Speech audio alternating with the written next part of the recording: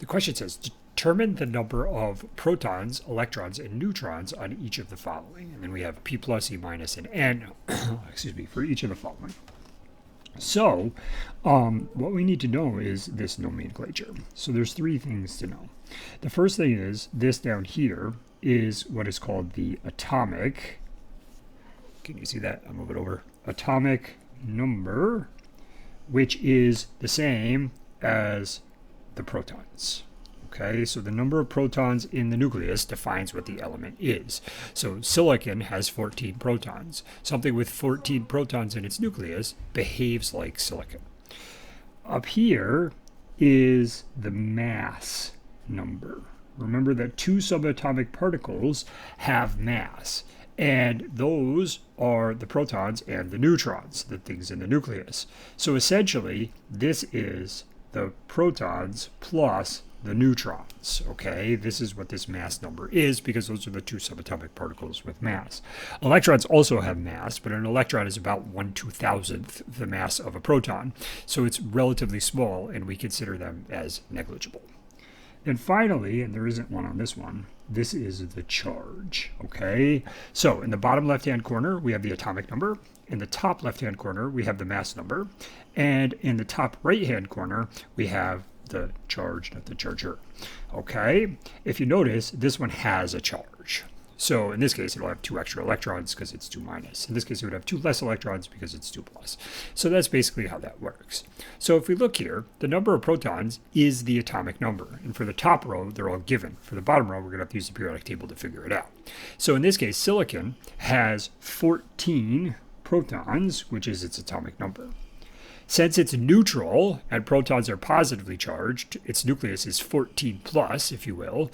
Therefore, its electrons have to be 14 minus to make it neutral, so it also has 14 electrons. To find the mass number, or excuse me, to find the number of neutrons, because that's the protons plus the neutrons, what we need to do is, to find the neutrons, we have to take the mass number, and we have to subtract the protons. So we would take 28 minus 14. You literally just subtract these two numbers, and in this case they all happen to be 14. That's just a coincidence. That doesn't always happen, and for bigger elements it doesn't ever happen, but for smaller ones you can have the same number of protons and neutrons.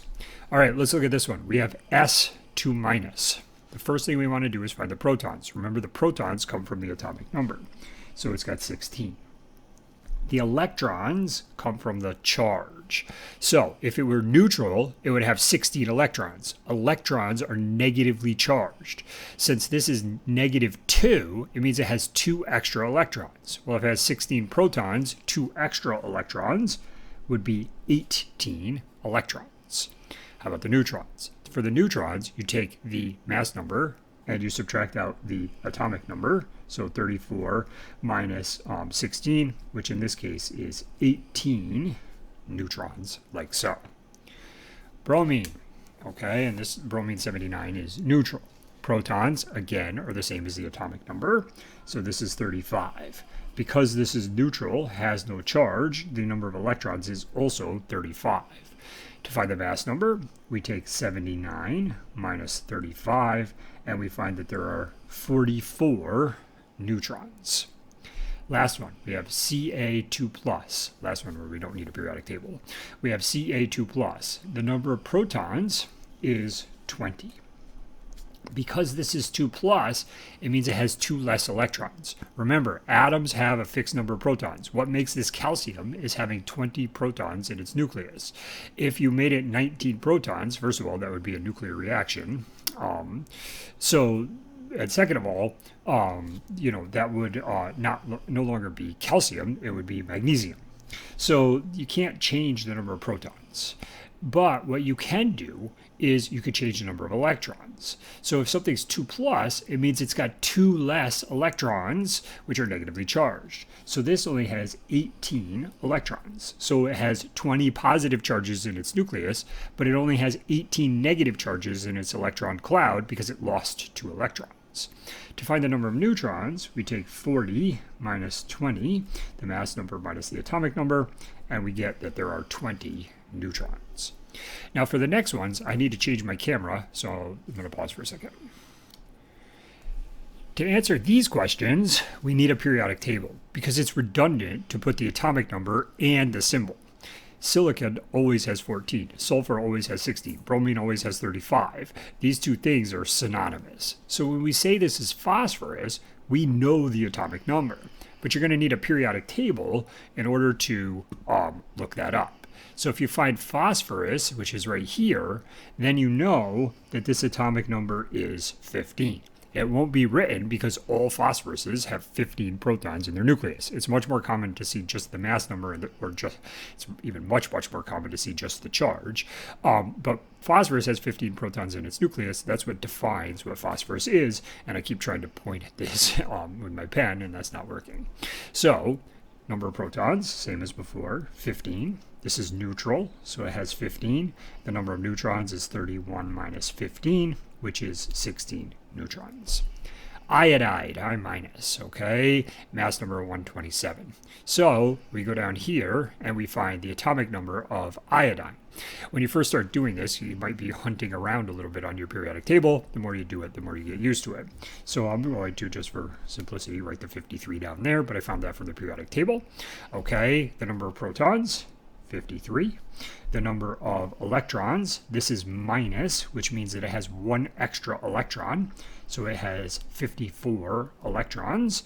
And the number of neutrons is 127 minus 53, which is 74 neutrons. Strontium, 2+. Again, you might have to hunt around a little bit. But strontium 2+ is right here. A good hint that this is in 2A, if you know that its main group, is that it's 2+. So these tend to like to be 2+, just like I likes to be minus. The halogens like to be 1-. But strontium is right here, and we have Sr2+. So we can write the atomic number, which is number 38, as we can see right over here. So now we can just do this. We have 38 protons. Since this is 2+, it means it's missing electrons. Specifically, it's missing 2 electrons. Said another way, not 26, it has 36 electrons. To find the number of neutrons, same as before, 87 minus 38, which is going to be 49 neutrons. Ruthenium, 101. Ru is right there. So this is number 44. So we can put our 44 here, and I think I moved the mouse, but it's right there. Okay, the number of protons that this has is 44. The number of electrons that it has is also 44. Remember, they're the same because it's neutral.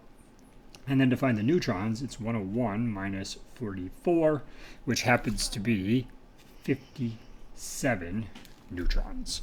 So if you're given the atomic number, you don't need the periodic table. If you're not given the atomic number, you need to use the periodic table to find it. Do you need to write it down here? No, of course not. It is the number of protons, but I just wrote it down here so you can see how they're the same.